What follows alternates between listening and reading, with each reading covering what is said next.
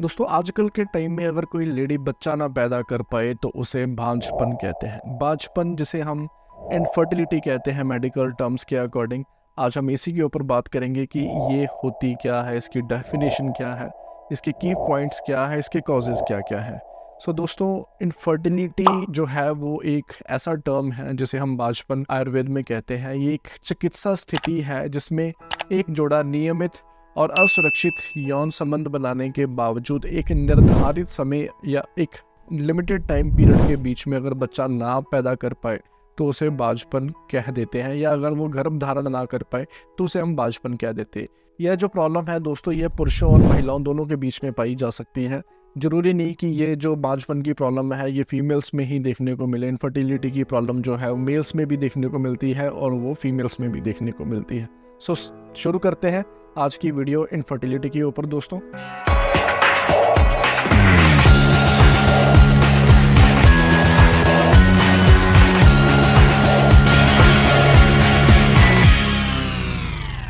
सबसे पहला पॉइंट दोस्तों, जो की पॉइंट है इनफर्टिलिटी के ऊपर, उसे हम प्राइमरी इनफर्टिलिटी कहते हैं।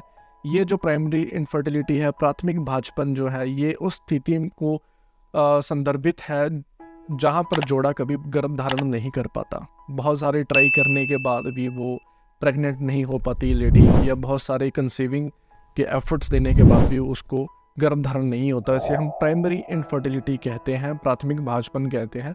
सेकेंडरी इनफर्टिलिटी भी होती है दोस्तों, जिसे हम कहते हैं वो किन कारणों से जो होती है, सेकेंडरी इनफर्टिलिटी जो होती है वो किन कारणों के साथ होती है, जिसमें यह स्थिति तब होती है जब एक जोड़ा पहले गर्भ धारण कर चुका हो और उसको दूसरी बार कंसीव करने में दिक्कत हो रही है या वो असमर्थ हो रहा है बार बार, उसे हम सेकेंडरी इनफर्टिलिटी कहते हैं।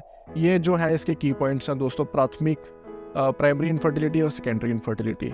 और इसके जो मेन कारण है इनफर्टिलिटी के, वो हम अभी डिस्कस करने वाले हैं दोस्तों। अगर आपको वीडियो अच्छी लग रही है तो अपने दोस्तों को ज़रूर शेयर करें और लाइक करें, कमेंट करें कि आपको इन्फॉर्मेशन कैसी लग रही है। सेकंड नंबर पे दोस्तों जो है वो कॉज है इनफर्टिलिटी के ऊपर, जिसे हम सबसे पहले फीमेल्स के ऊपर बात करेंगे, वुमेंस के ऊपर बात करें, महिलाएं के ऊपर बात करेंगे। जो इनफर्टिलिटी है उसके कई सारे कारण हैं दोस्तों, जिसमें फीमेल्स में बेसिकली ओवुलेशन डिसऑर्डर होता है। उसका जो अंडा है जब वो प्रेगनेंसी कंसीव करती है उसमें डिसऑर्डर होना शुरू हो जाता है। वो कंसीव कर तो लेती है लेकिन उसके जो ओवुलेशन है, जो उसका अंडा है, वो डेवलप नहीं हो पाता अच्छे तरीके से। दूसरा जो कारण है वो है ब्लॉक्ड फैलोपियन ट्यूब्स।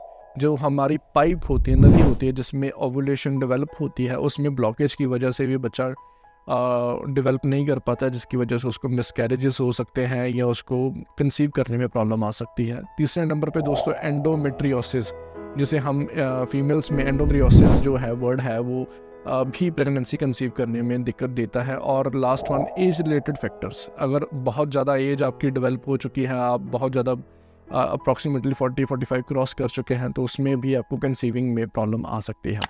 ये जो है टर्म्स ये फीमेल्स में देखने को मिलती है, जो बच्चा ना कंसीव करने पर उसको ये प्रॉब्लमों का सामना करना पड़ सकता है, या उसको हार्मोन इम्बैलेंस की वजह से पीसीओडी पीसीओएस की प्रॉब्लम का भी सामना करना पड़ सकता है, जिसकी वजह से उसको बच्चा पैदा करने में या कंसीविंग में प्रॉब्लम आती है। अगर हम मेल्स की बात करें, पुरुषों की बात करें, तो दोस्त पुरुषों में भी इनफर्टिलिटी के बहुत सारे कारण हैं, जिसकी वजह से वो बच्चा पैदा फीमेल्स को कंसीव कराने में बहुत कठिनाई होती है। सम टाइम फीमेल्स में सब कुछ ठीक होता है, लेकिन मेल्स में जब उसका स्पर्म काउंट की प्रोडक्शन बहुत कम होती है या स्पर्म काउंट नहीं बन पाता है, जिसे हम वीर्य कहते हैं, स्पर्म काउंट जो है वो बहुत ही पुअर है, उसकी मोटिलिटी बहुत पुअर है, या उसको genetic conditions like family problem चल रही है, उसको भी उसका लिंग में तनाव नहीं रहता है, उसकी टाइमिंग में प्रॉब्लम आती है, या उसको धात की प्रॉब्लम रहती है, या उसके जो स्पर्म काउंट है वो बहुत पतला हो जाता है, उसकी वजह से भी उसको फीमेल्स को प्रेगनेंसी कंसीव करने में प्रॉब्लम आती है। क्योंकि उस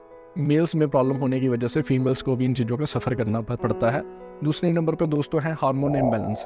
हार्मोन इम्बैलेंस में मेल्स में स्पेशली टेस्टोस्टेरोन लेवल को हम आइडेंटिफाई करते हैं। अगर मेल्स में टेस्टोस्टेरोन लेवल अच्छा नहीं है, उसके हार्मोन्स में इम्पैक्ट पड़ता ही पड़ता है दोस्तों। बिकॉज अगर हमारा टेस्टोस्टेरोन लेवल बूस्ट रहेगा, हमारे सेक्सुअल पावर बूस्ट रहेगी, हमारी सेक्सुअल हेल्थ बेटर रहेगी, जिसकी वजह से मेल्स में इनफर्टिलिटी की प्रॉब्लम नहीं हो सकती है। अगर हमारा टेस्टोस्टेरोन लेवल बहुत कम है, हमारे फीमेल्स में प्रेगनेंसी, अगर मेल्स ट्राई कर रहे हैं फीमेल्स को प्रेगनेंसी कंसीव कराने में, तो वो डेफिनेटली वो मिसकैरेजेस की तरफ ज़्यादा जाएगा केस, क्योंकि आपकी स्पर्म मोटिलिटी या स्पर्म काउंट अच्छे तरीके से डेवलप नहीं हो रहा है। अगर आपका वीर्य पतला है तो दोस्तों आपको डिफ़िकल्टी ज़रूर होगी। मेल हार्मोन की बात की है तो टेस्टोस्टेरोन लेवल उसमें मेन की फैक्टर इंपॉर्टेंट रोल प्ले करता है। दोस्त, अगर आपने टेस्टोस्टेरोन लेवल के ऊपर वीडियो देखना चाहते हैं, अगर आप टेस्टोस्टेरोन लेवल के ऊपर डिटेल में इन्फॉर्मेशन देखना चाहते हैं, तो आई बटन के ऊपर आप क्लिक करिए। आपको डिटेल वीडियो में टेस्टोस्टेरोन लेवल कैसे काम करता है, कैसे बनता है, कहाँ कहाँ इसका प्रोडक्शन होता है, ये और इसका प्रेगनेंसी कंसीव कराने में क्या इंपॉर्टेंट रोल है, आप हमारे टेस्टोस्टेरोन लेवल वाली वीडियो में देख सकते हैं। दोस्तों, आपको लिंक आई बटन में दिया हुआ है, या आप हमारे यूट्यूब चैनल में भी जाके उसको देख सकते हैं। आपको फुल वीडियो इसके ऊपर मिल जाएगी। जो बांझपन है एक आम समस्या है जो दुनिया भर में लाखों जोड़ों को प्रभावित करती है दोस्तों, बिकॉज बहुत सारे लोग आफ्टर मैरिज ये सोचते हैं कि वो 1 साल के बीच में ही कंसीव कर लें, बच्चा अपने हाथों में खिलाएं और खुशियाँ देखें, अपनी परिवार वालों को भी खुशियाँ दें।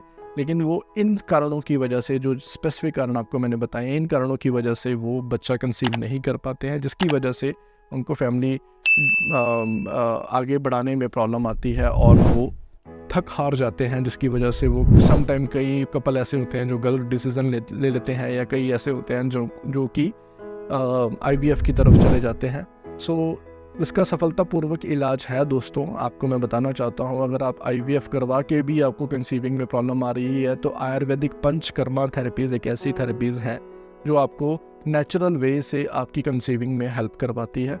अगली वीडियो जो होगी वो दोस्तों हम आपको यही बताएंगे कि इनफर्टिलिटी का पंचकर्मा थेरेपीज़ से कैसे ठीक किया जा सकता है, इनफर्टिलिटी को, बांझपन को पंचकर्मा थेरेपी से कैसे ठीक किया जा सकता है, और कौन कौन सी ऐसी थेरेपीज़ हैं जिसकी वजह से आपका जो बांझपन की प्रॉब्लम है, इनफर्टिलिटी की प्रॉब्लम है, वो 100% क्योर हो सकती है विदाउट IVF। तो जुड़े रहिए तब तक हमारे साथ। अगर वीडियो में और इन्फॉर्मेशन आपको चाहिए या किसी चीज़ के ऊपर आप डिटेल में वीडियो देखना चाहते हैं मेरी तरफ से, तो आप नीचे कमेंट सेक्शन में ज़रूर कमेंट करिए दोस्तों।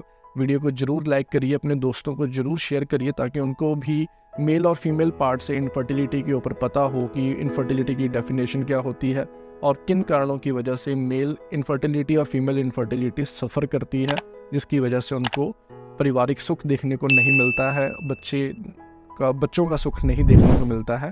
ताकि आप भी इन चीज़ों को अवेयरनेस अपने परिवार वालों को ज़रूर शेयर करिए, ताकि वो भी आने वाले टाइम में एक राइट डिसीज़न लेके, अच्छा डिसीज़न लेके आप अपनी फैमिली लाइफ को हैप्पीली स्पेंड कर सकते हैं। मैं हूं आपका डॉक्टर अरुण। ऐसे ही और वीडियोस के साथ आपके साथ जुड़ता रहूंगा। तब तक के लिए थैंक यू वेरी मच।